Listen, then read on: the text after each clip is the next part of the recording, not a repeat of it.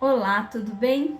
Meu nome é Sônia e eu faço parte do Centro Espírita Kardecista Fraternidade Luiz Sérgio, que fica em Vinhedo, interior de São Paulo. Estou aqui novamente em função do projeto Gotas Fraternas, que traz a cada semana a reflexão sobre um capítulo do livro Pão Nosso, que é psicografado por Chico Xavier e de autoria de Emmanuel. E hoje vamos falar sobre a lição 103, que tem o título Cruz e Disciplina. E como sempre, Emmanuel inicia com um versículo do Evangelho.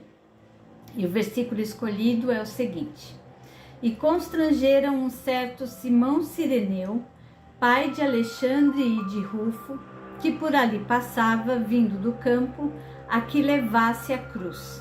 Essa passagem está no capítulo 15, versículo 21 do Evangelho de Marcos. E esse capítulo 15 do Evangelho de Marcos, ele relata todo o processo desde o julgamento até a crucificação de Jesus. E aí, Emmanuel inicia a sua lição. Muitos estudiosos do cristianismo combatem as recordações da cruz, alegando que as reminiscências do Calvário constituem indébita cultura de sofrimento. Asseveram negativa a lembrança do Mestre nas horas da crucificação entre malfeitores vulgares. Somos, porém, daqueles que preferem encarar todos os dias do Cristo por gloriosas jornadas e todos os seus minutos por divinas parcelas de seu ministério sagrado, ante as necessidades da alma humana. Cada hora da presença dele entre as criaturas reveste-se de beleza particular, e o instante do madeiro afrontoso está repleto de majestade simbólica. Vários discípulos tecem comentários extensos em derredor da cruz do Senhor e costumam examinar com particularidades teóricas os madeiros imaginários que trazem consigo. Entretanto, somente haverá tomado a cruz de redenção que lhe compete aquele que já alcançou o poder de negar a si mesmo, de modo a sentir nos passos do Divino Mestre, de modo a seguir, nos passos do Divino Mestre. Muita gente confunde disciplina com iluminação espiritual. Apenas depois de havermos concordado com o jugo suave de Jesus Cristo, poderemos alçar aos ombros a cruz que nos dotará de asas espirituais para a vida eterna. Contra os argumentos quase sempre ociosos dos que ainda não compreenderam a sublimidade da cruz, vejamos o exemplo de Cireneu, nos momentos culminantes do Salvador. A cruz do Cristo foi a mais bela do mundo. No entanto, o homem que o ajuda não o faz por vontade própria, e sim atendendo à requisição irresistível.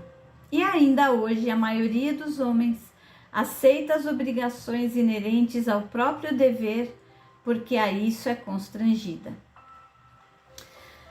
É uma lição forte, né, que nos faz refletir bastante. Emmanuel nos esclarece nessa lição que é preciso enxergar cada um dos momentos do Cristo como uma referência, um exemplo de resignação, de força, de fé, de equilíbrio, de coragem. Cada atitude de Jesus é uma grande oportunidade de aprendizado para todos nós. E aí, falando sobre a questão do sofrimento, né? Todo sofrimento tem uma causa justa. A gente sabe disso pela lei de ação e reação.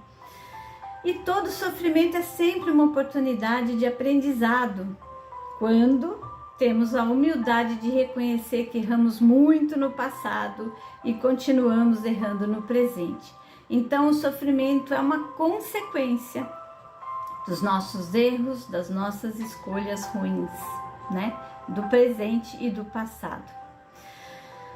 A gente já teve uma longa caminhada para chegar até aqui, várias encarnações e com certeza muitas escolhas equivocadas no caminho. Só que sofrer por sofrer não nos leva a nada. Os sofrimentos, na verdade, são desafios que a vida nos oferece para que a gente possa expiar esses erros do passado e evoluir. Expiar aqui no sentido de sofrer as consequências dos nossos atos.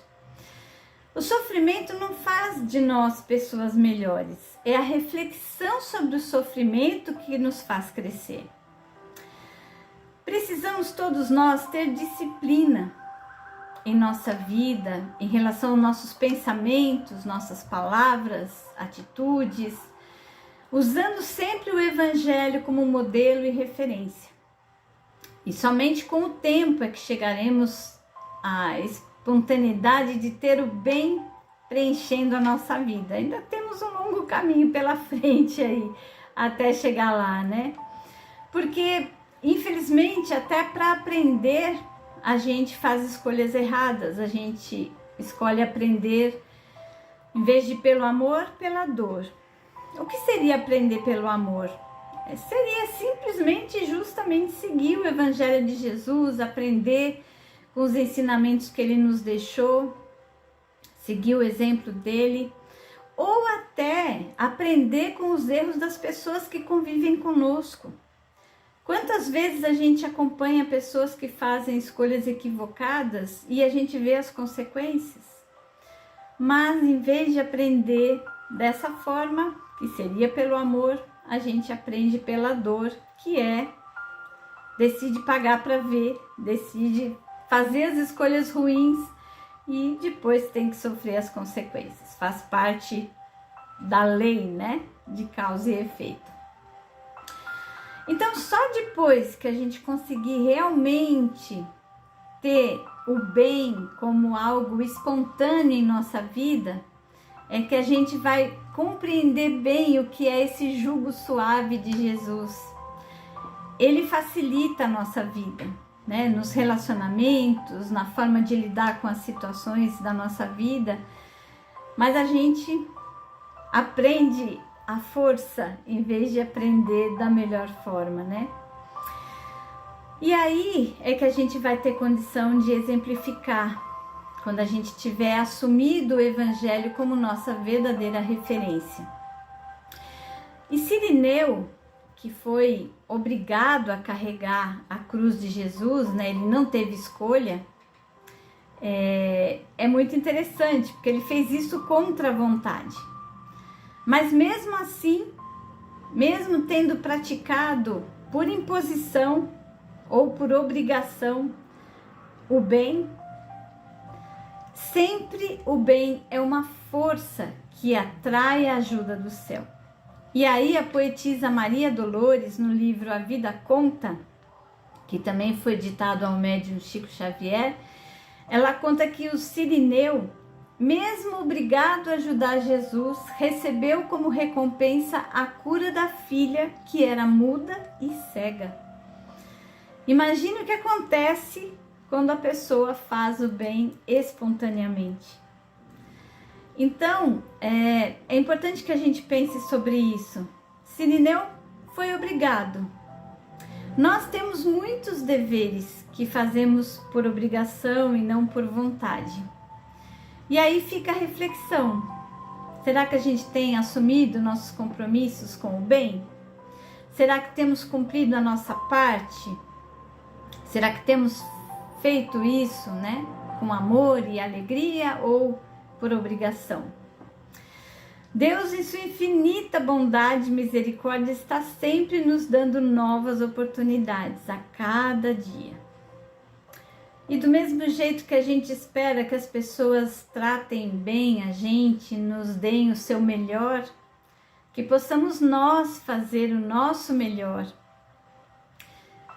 para com Deus e para com todos os nossos que convivem conosco, todos os que a gente chama de nosso próximo. Se você gosta desses conteúdos semanais do projeto Gotas Fraternas, curta, comente, compartilhe esse vídeo e os outros, para que esse conteúdo alcance mais pessoas. Obrigada pela atenção e muita paz e luz a todos.